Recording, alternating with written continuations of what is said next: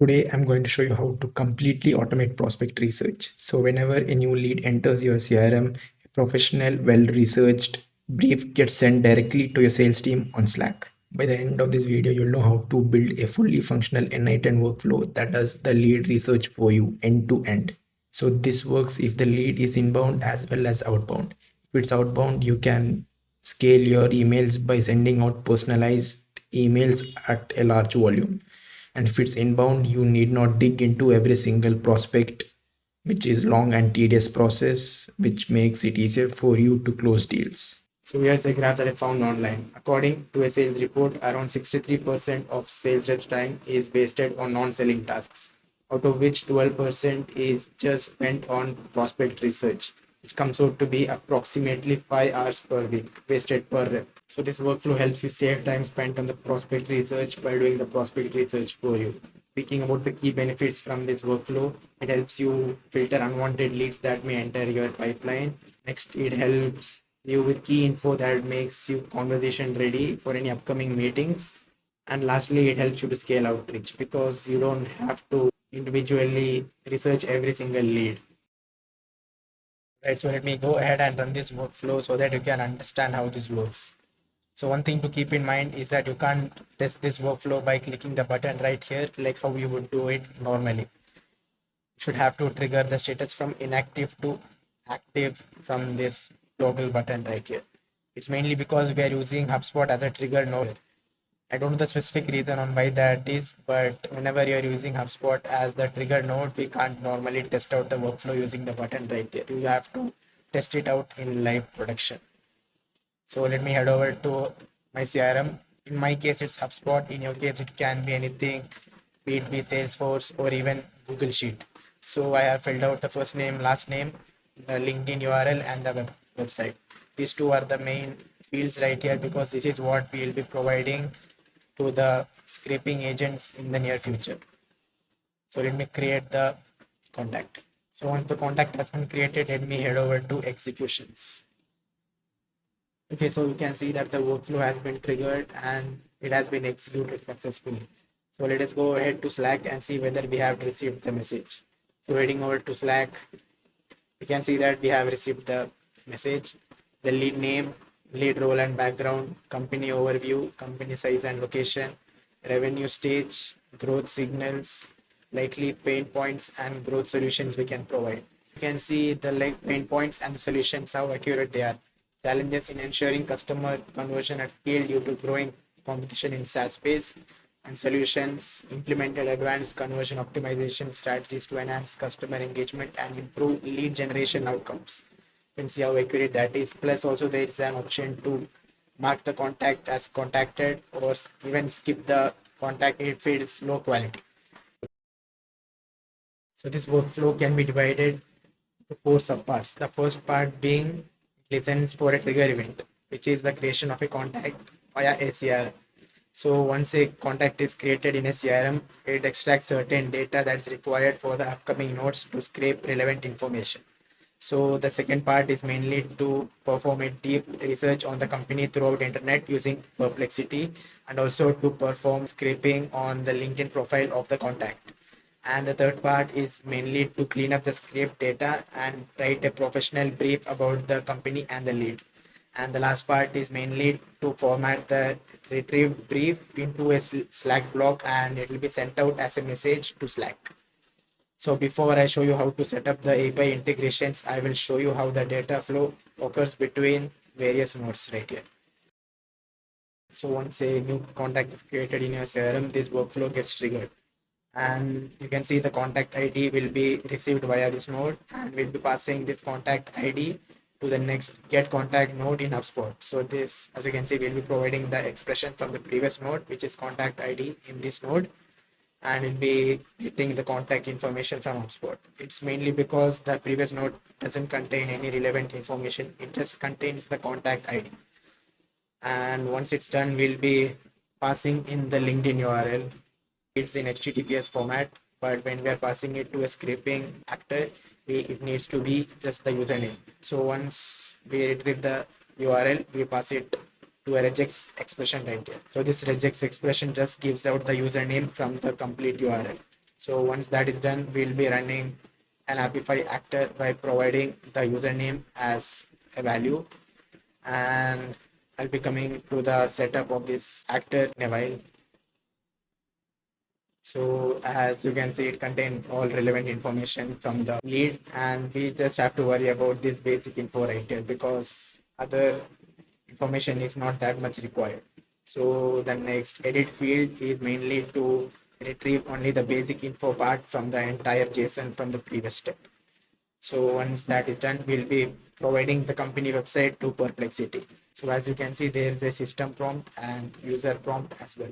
You need not worry about the prompts. I'll be providing a link for the workflow in the description.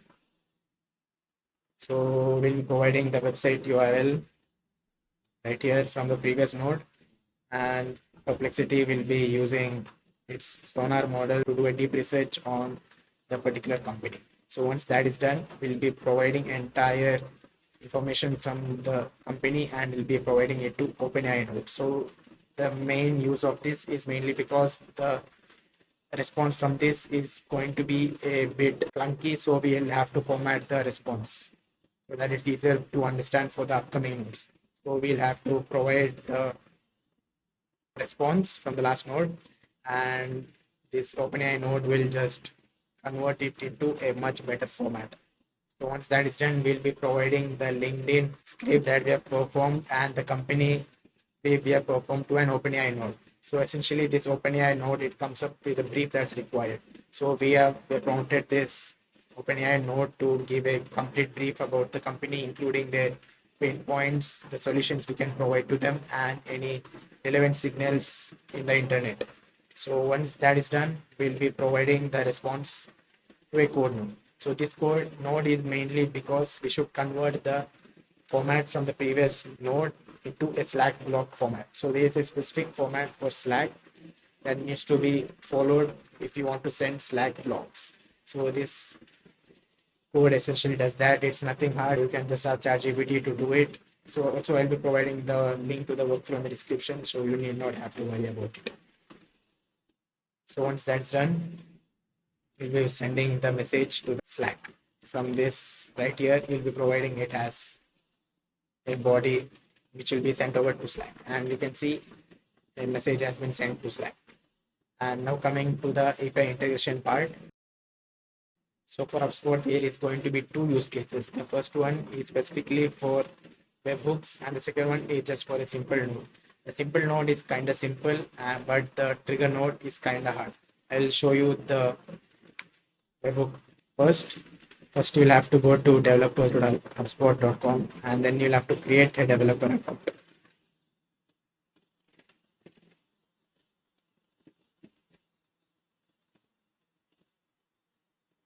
So you will have to create a new account. What's your role?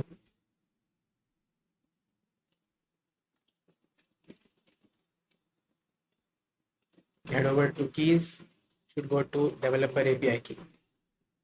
So at first you will not have any developer API key, so first you'll have to create a key.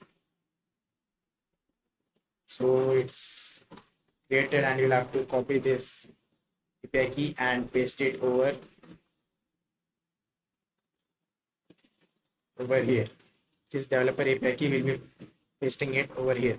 So we'll be needing these three fields as well. I'll be showing it to you now.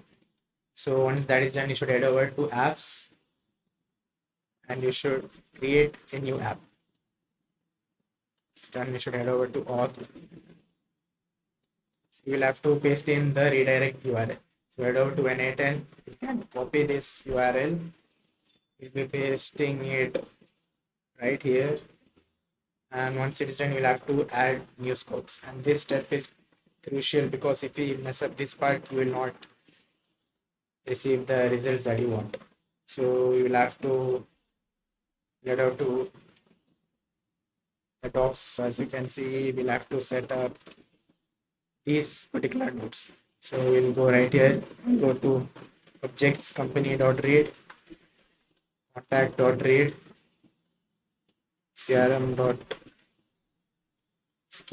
company.read, contacts.read, and there's two more, which is deals.read and schemas.deals.read. Deals.read CRM objects dot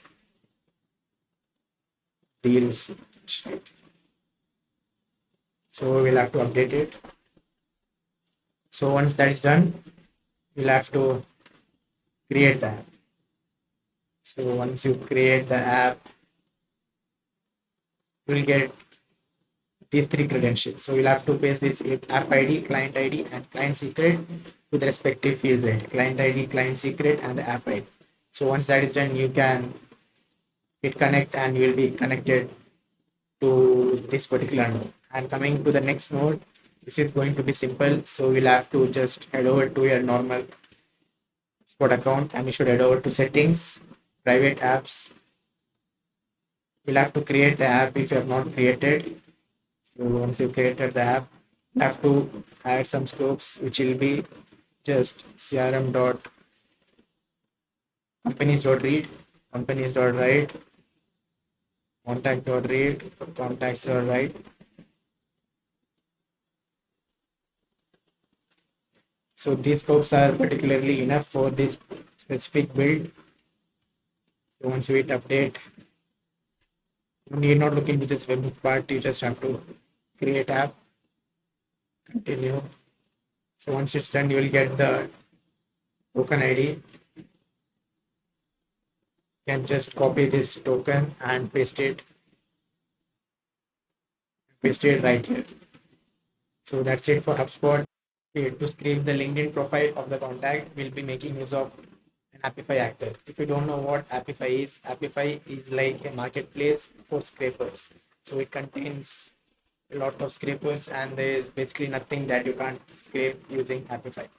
So we'll head over to LinkedIn and we need this one right here. So you have to click it, try it for free. So once you come to the dashboard, you can hit the API endpoint.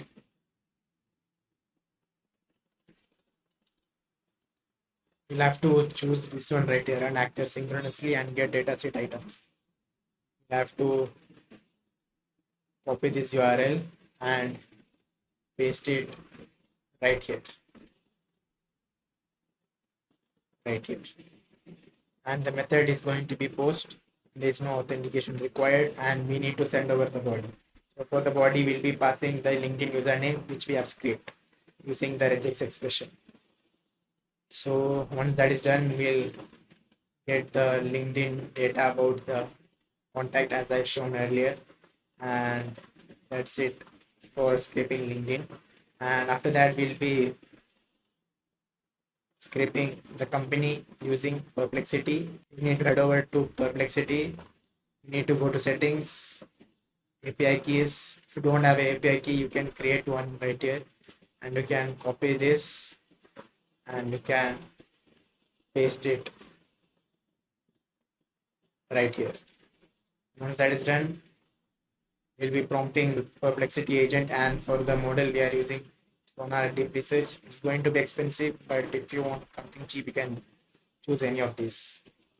So once that is done, we'll be providing a system prompt as well as a user prompt. Okay, so coming to the OpenAI node, this OpenAI node is basically to format the Perplexity response that we have received because the response is not that kind of format that we require. So to connect OpenAI, you need to go to platform.openai.com. You need to head over to API keys. You need to create a new secret key, copy and paste it right here. You need to paste it right here. So you'll have to prompt it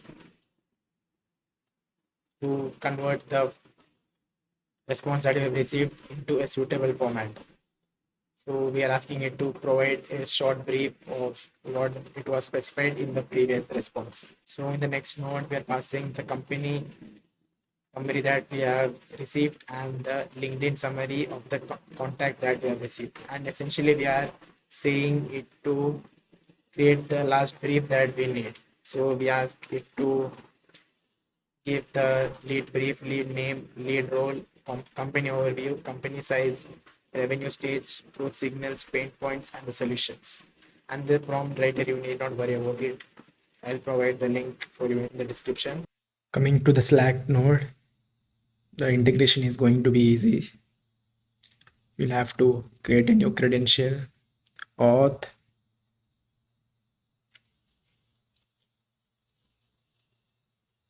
You'll have to select the workspace that you want to integrate the agent in.